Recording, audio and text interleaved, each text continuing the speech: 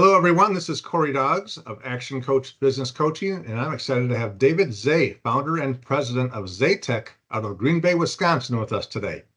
David is a seasoned technologist and digital strategist from the Midwest with 25 years of experience, and he excels in transforming technology into business growth. His expertise in e-commerce and digital strategy has significantly enhanced online marketplaces and SaaS solutions, focusing on user engagement and sales growth. Known for aligning technology with business objectives, David has a track record of driving operational efficiency and market competitiveness. His leadership extends beyond technical skills to fostering high-performing teams and streamlined IT operations. David's strategic problem-solving has consistently improved system reliability and business intelligence, aiding informed decision-making. While proficient in various technical domains, including cloud computing and AI data ops, his greatest strength lies in translating these skills into tangible business outcomes. David's approach to technology is not just about implementation, but about creating strategies that propel business growth, innovation, and a competitive edge. Zeytech specializes in managed IT services, empowering businesses to manage their infrastructure, cloud services, and vendor relationships, while ensuring robust cybersecurity, really important nowadays, along with IT risk management and business continuity. They also excel in application development, creating tailored software solutions that drive innovation and streamline operations. And at Zeytech, they are your trusted partner, delivering technology solutions and value to support your growth and success.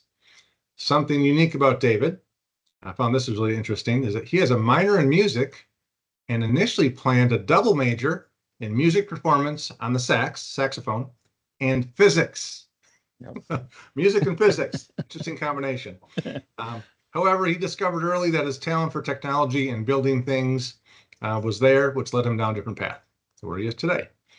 His favorite downtime activity is just adventuring with his wife. She's an incredible explorer with a unique perspective that brings out the best in life and people, and she colors his world and makes every adventure more meaningful. Something David is most proud of, this is also interesting, he's most proud of his 7 children, each of whom is unique and conscientious in their own way, seeing their potential unfold and anticipating the paths they will choose in life brings him immense joy and pride. With that, it's my pleasure to welcome David to the show today. Hello, David. Thank you. I'm glad to be on the show, Corey.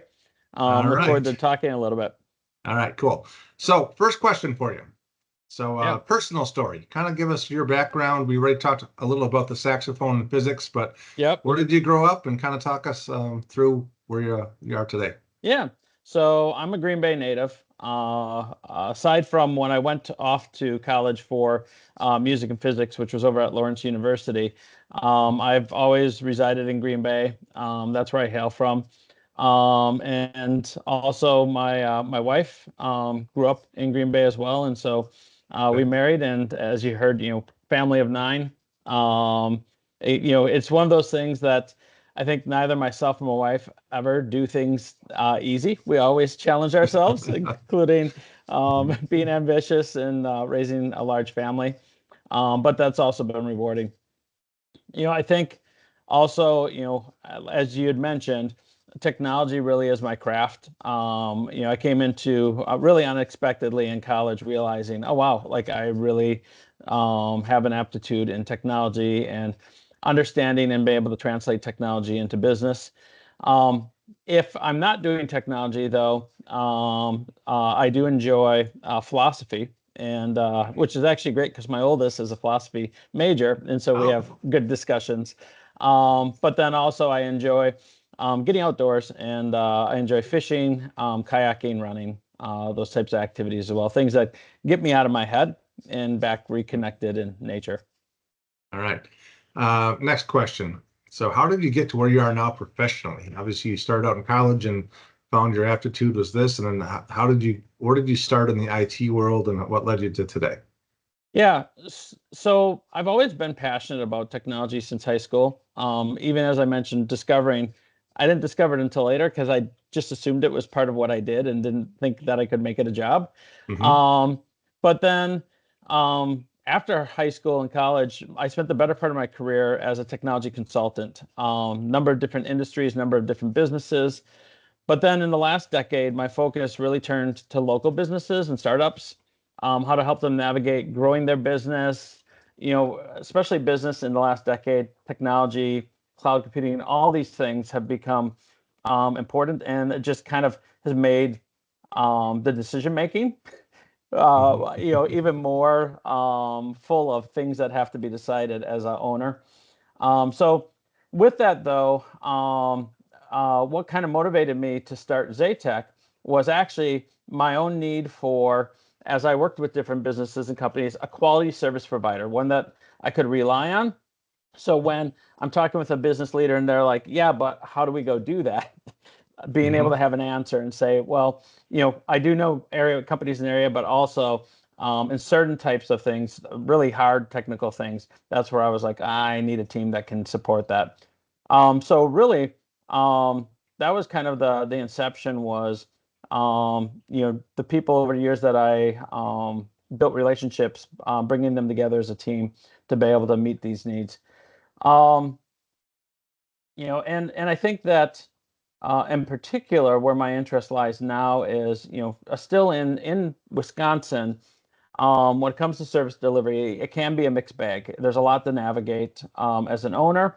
A lot regionally, a lot of the best talent, especially in technology, does end up being absorbed into mid-level and enterprise business.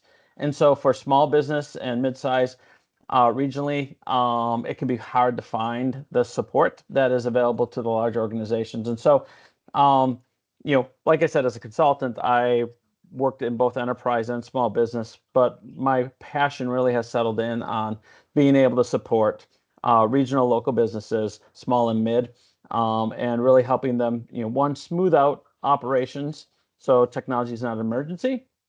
But then also when they have needs like, hey, we're growing and we don't know how to approach this new topic or idea in the business that touches technology, being able to give them insights and answers. All right, thanks for that. Next question, leadership. I'm not going to say it's a buzzword, but it's super important, and I think there's more lights shining on leadership now than ever before. And there's lots of different ways people lead. So would you maybe like to talk about your leadership style? Yeah. I would say my style is empowerment of teams. I think, that a lot of it's kind of assumed within a lot of jobs and skills that you're an expert, you're capable, those types of things.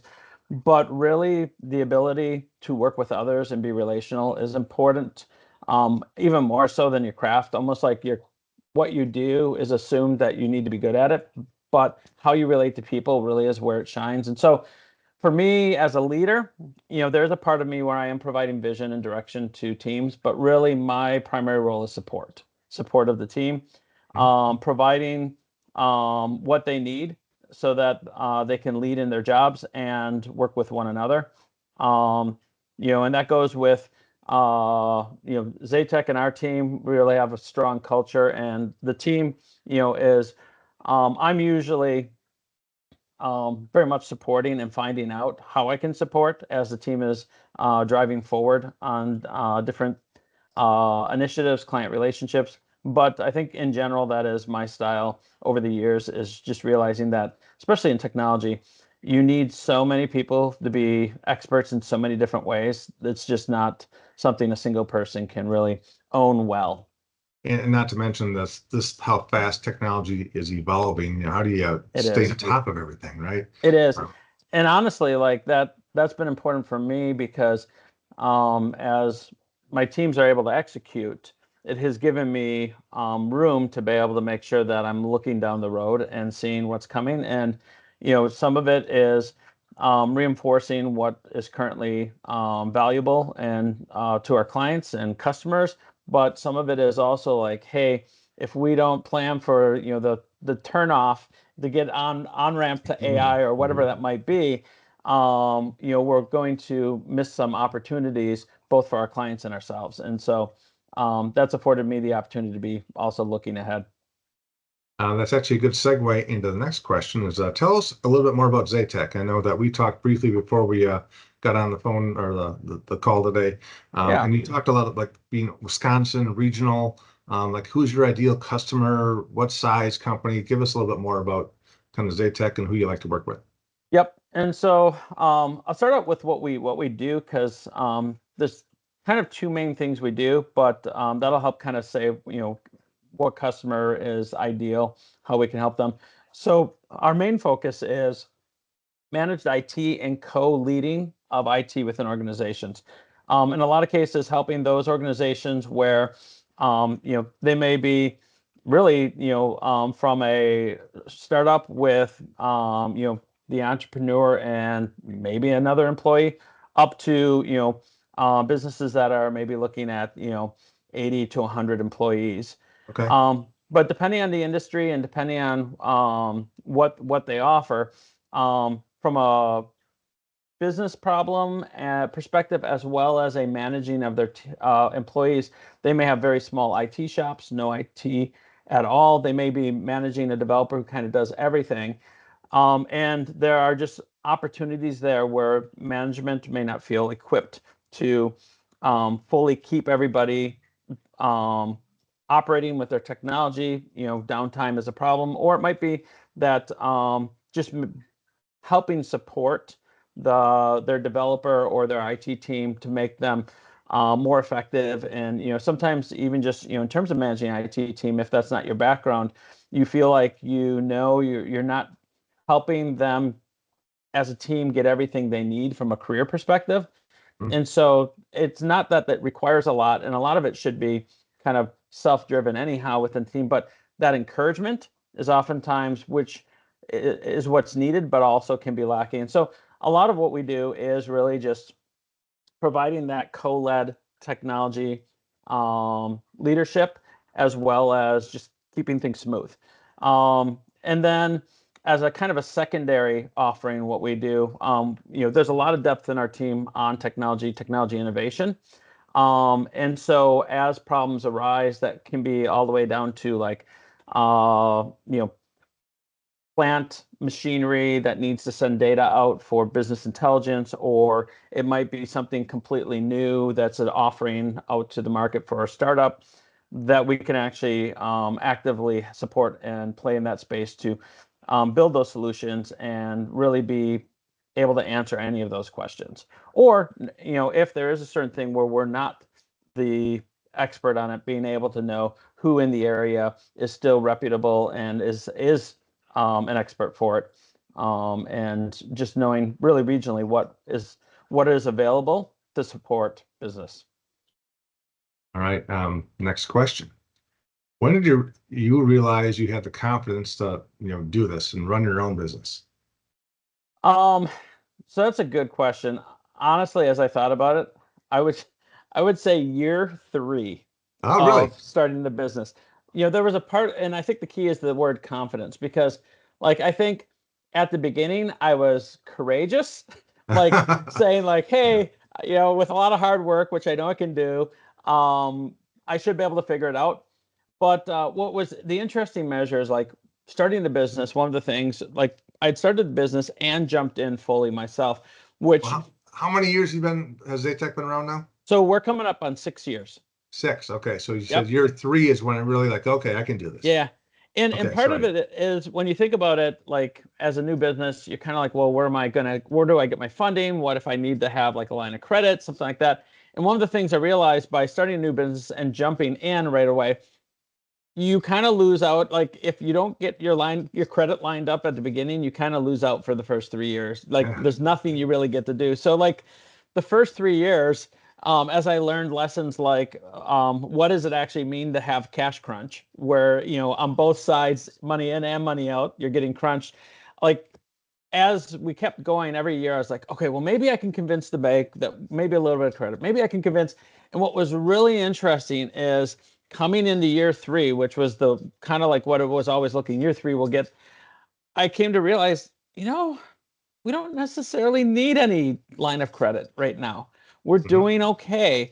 And so that was actually kind of the moment where I was like, it surprised me and didn't surprise me. Like it made sense, like why that was the prize for all that time. And when you finally got there, you're like, well, and it also made me wonder if that might actually, I think there are certain places where line of credit, debt financing is important in different industries. So it's not to say it isn't, but I think there's also knowledge behind that. The banks kind of know, like, well, you get to year 3, you've gone through enough knocks that you probably are in a better stable place.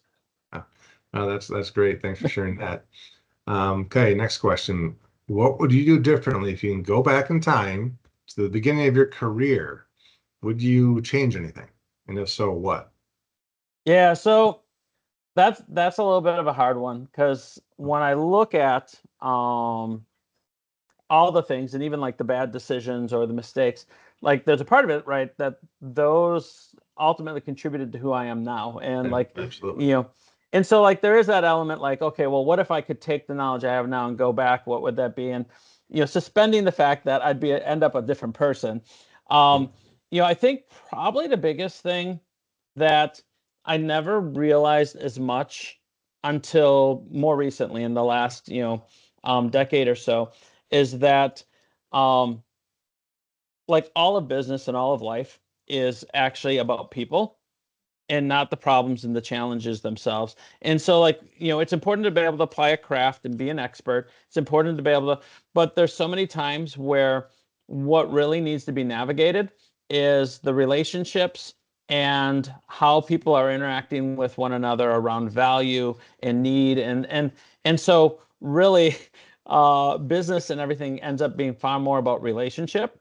And you can imagine, because even though I'd say I'm generally fairly well-rounded, being focused on technology and being as passionate as I was, there was a period where I definitely fell into that category of being a geek. And I think as such, like I would pick a technology problem over a people problem any day.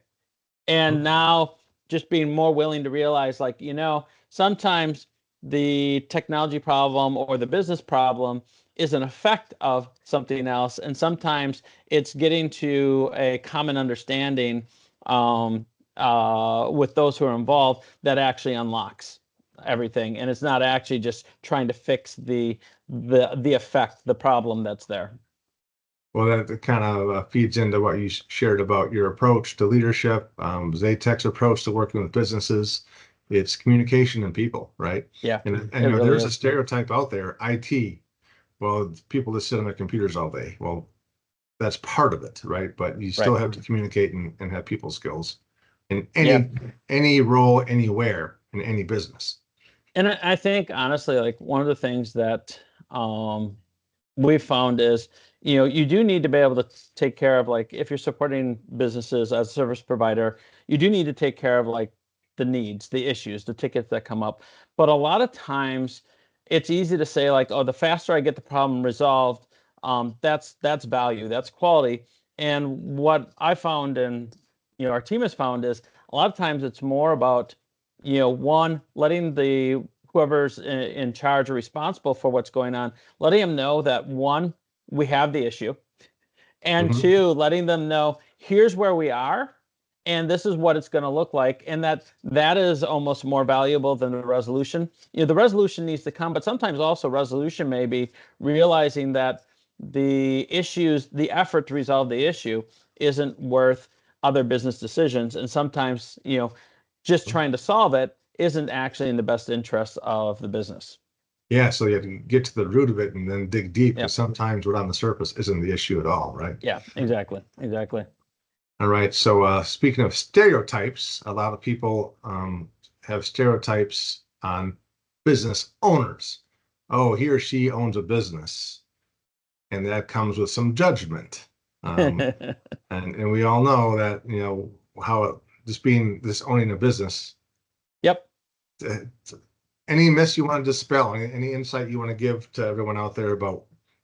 Yeah, that? I think the two things, and I'll talk more just in related to like small and mid-sized business. There's a whole different conversation around the startup ecosystem. and the way in which business is portrayed, and founders in that ecosystem. I think it's true regardless, though, of what business you're looking at. The first thing, like I would say, is for founders and presidents, CEOs, whoever, it is not easy. They are not like coasting on their teams. They're, hopefully they're very appreciative and empathetic of their reliance on their team. But like there's this element that like there are just things that that founders have to own that like you don't even imagine. And like some days you wake up and you're like, that's a thing, isn't it? Or you're like, oh, that did just happen, and now we got to deal with it. I think the other piece to that is that I think we've heard, social media, otherwise this to be true, but I think it's really important to reemphasize courage does not mean you don't experience fear while you're doing something hard. And so, I think that goes part and parcel with being a founder or president. Like there are things where you don't know and you're stepping into the unknown, and that willingness to take a step forward, even though you don't know, comes with fear. But the fact that you're taking the step is what actually is courage. And that's a lot of what courage ends up being.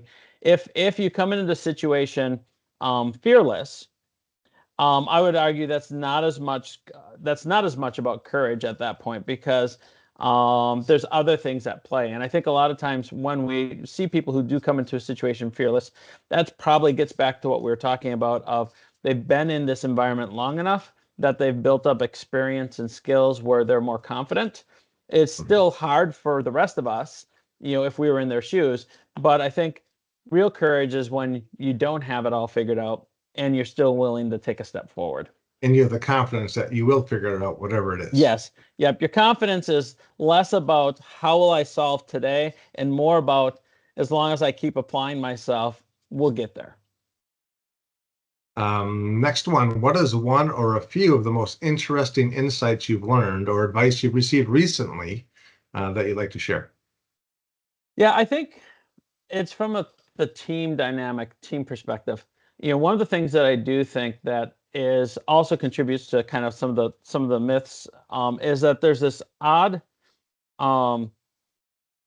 tension with being part of a team and also being a leader, in the sense that you really are reliant on your team to be your team. And it really doesn't come through control. It really comes by letting go of that, but being very clear and a good communicator in terms of vision and expectations, setting a working environment where everybody knows where their role is, and also when things come and shake the boat, how everybody can quickly help each other get back in the boat and keep rowing. And when difficult times come, and especially when, like as the leader, as the owner, you still shoulder a lot of the responsibilities. And then when you are shouldering those, a lot of the work there is how do you create an environment, a space to let the team do what they need to do. And sometimes that means that you have to trust more in that giving them the space than in like, what are we going to do? Like this challenge is really scary. And I feel like, I want to start second guessing my team. And it's that kind of moment of fear where you have to decide, am I going to continue to lead the way I have been? That bad time me leads the same way good time me does, or am I going to let it all kind of unravel? Because if it unravels with me, it unravels with the team. Right.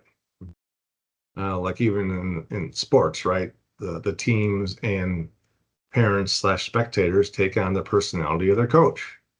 Yep. Right. So when you have someone as you see that, it's interesting. Yeah. All right. Next one. What is something new you would like to learn outside of business? So it's interesting because if I think about that, it kind of is business related, but not really. It gets this whole thing about understanding people.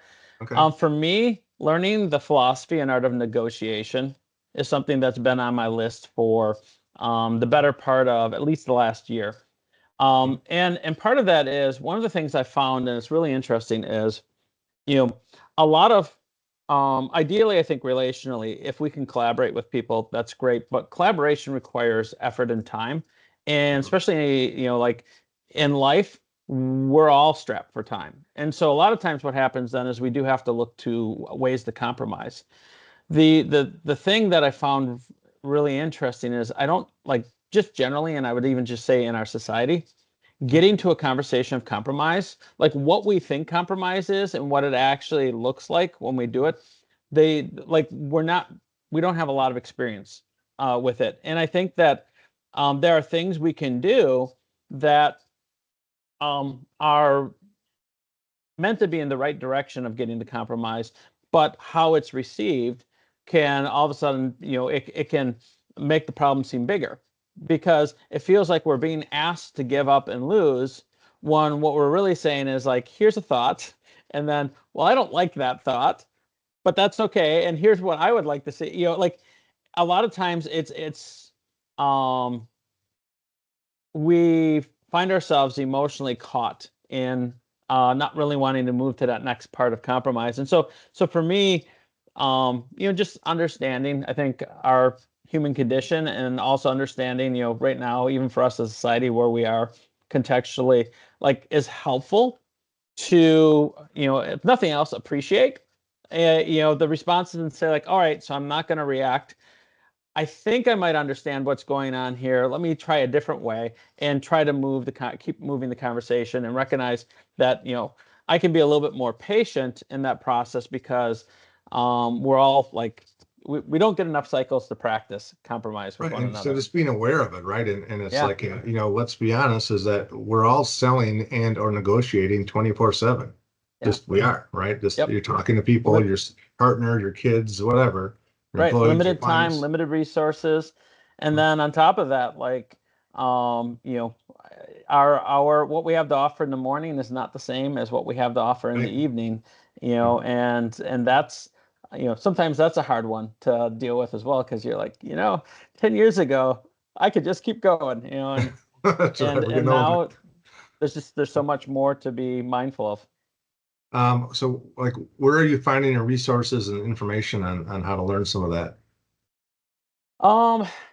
So part of it has been, well, part of it has helped with my oldest daughter being in philosophy. I'm getting, I know a number of the kind of traditional historic philosophers, but she's been introducing me to a number of contemporary ones, which has been Cool. fascinating to go through and just see a different perspective. But typically, I will also just look through, like, from leadership coaching or other like blogs or materials that will point to kind of what are some of the highly recommended de facto things that just help you, figure out what has been said in the last 50 years that's Okay. been really useful for others. All right. Next question. Thinking about Zeytech. What's the next big thing? What's the number one area of growth and development you see happening at Zeytech? Yeah, I mentioned, a little bit before that, the managed IT, the technology leading, is our primary offering. One of the things we're actually trying to do is grow that to be that primary position within the business. Right now, we do a lot more that is on that application development side, and while it is really great to be able to engage in that way, coming in and understanding the business at the ground level and understanding kind of, what are the goals, supports that type of work much better than simply coming in at a project and doing the project, but really not, kind of missing the opportunity to have some of those conversations beforehand. And also, when you get to the end, then kind of saying, okay, what's our relationship look like, and how can we support? So that's one of the things that we are actively, it's really our goal over the next 18 months to keep really pushing towards building those types of managed IT co-led relationships. and letting that be the basis then for seeing where opportunities are that we can support beyond that when there are needs that come up. And on the flip side, what do you see as being your number one challenge, or what might get in the way of that happening? Yeah, I'll just say it because it seems like it's always a challenge for every business: sales. But in particular, for me, what it's been is like learning how to do sales in an authentic way. There's this interesting dynamic in sales of like sales is like in some ways I feel like sales represents the human condition the best in the sense that it's important to our survival, and yet we have no real control over it. We have things we can do, just like, use the hunter-gatherer analogy. You can go out in the field and you can go look for, what's going to be dinner, but you might come back empty-handed. And you have, if you don't go into the field, you're guaranteed, you're going to be empty-handed. And so, sales really ends up being interesting because you want to be able to control the process. But when you really think about that, what that's really saying is you want to be able to control people to make decisions to buy your products. And you do indirectly have that ability by the quality of service you have, what you provide, but there's still a lot more that goes into that. And so I think the challenge is how to do that in a way that is authentic. And I know that's kind of a little bit of a buzzword, but in a way that it is, it's relatable, it's understanding. Everybody knows when you're being sold to, like, when it's a hard sell, when it's like, well, I mean, it doesn't totally put me off. And then there's also ones like, hey, I appreciate the way you shared what you had, and that was a soft sell, and like, thank you, because there's a lot of people vying for my attention. So that's been the challenge, I think, is finding that right voice and being willing to not make it about control, but actually being authentic and recognizing we're all people and we actually all feel very similar around when people want our attention. And also what we all value is when we see something that is really valuable, interesting, like, that resonates with us. But there's also a lot of things where we might not know, or the time might not be okay, might not be right, and that's all okay. And it's also having those people skills and listening skills. And we like to call sales as professionally helping someone to buy when there's a need that you can help them fill. Yep. Right. Just kind of, yeah. Last question before we start wrapping up is, what advice do you have for business owners out there who are trying to do it all by themselves?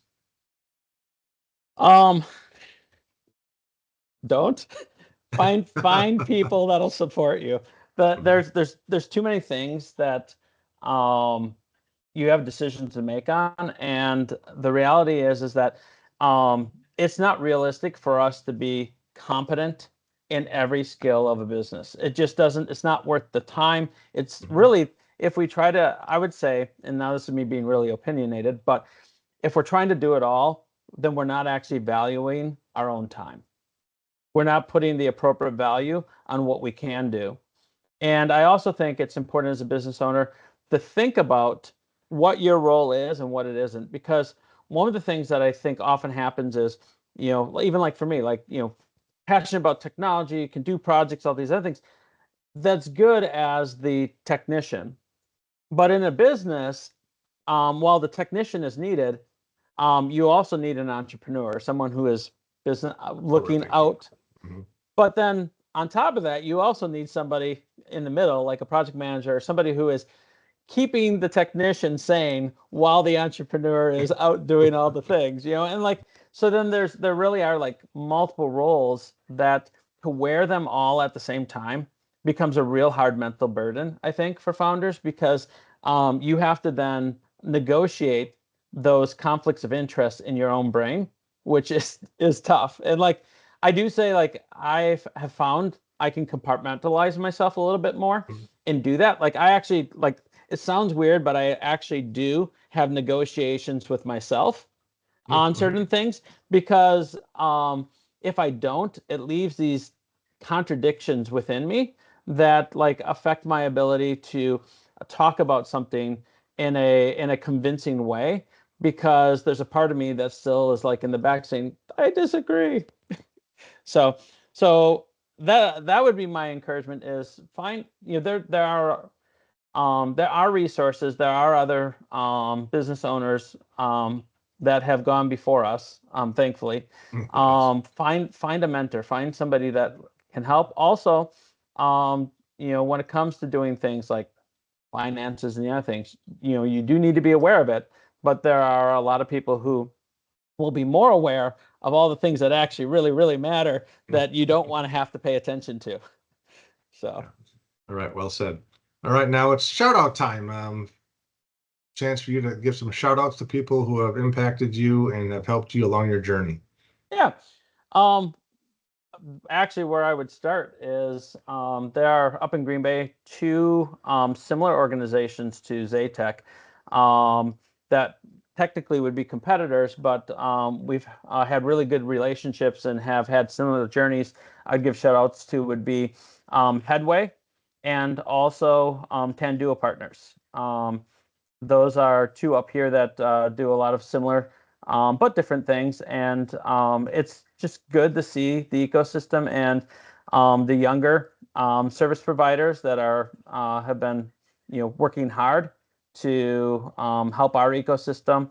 Also, that in the startup space, they're actively involved in helping promote the startup ecosystem as well, which is continuing to grow across Wisconsin, which is really great to see with like Startup Wisconsin and Startup Week events and that type of thing. Right. Just to wrap up, how can someone learn more about Zeytech and the services you provide and get in touch with y'all? Yeah, two options. One, our website, zaytech.com, has a lot of interesting use cases, things of what we've done. With there also, though, like our team members are there. They're available to be reached out to, and over LinkedIn as well. We're very active out on LinkedIn. So honestly, if you want to connect at a personal level, that's probably the easiest way is just to, over LinkedIn, reach out to team members at Zeytech, and we're happy to have a conversation. Hopefully even just talking here, like our first intention is not sales. It's just to have a conversation and to be helpful. Okay. And Zeytech is Zeytech, right? Yes, exactly. Right.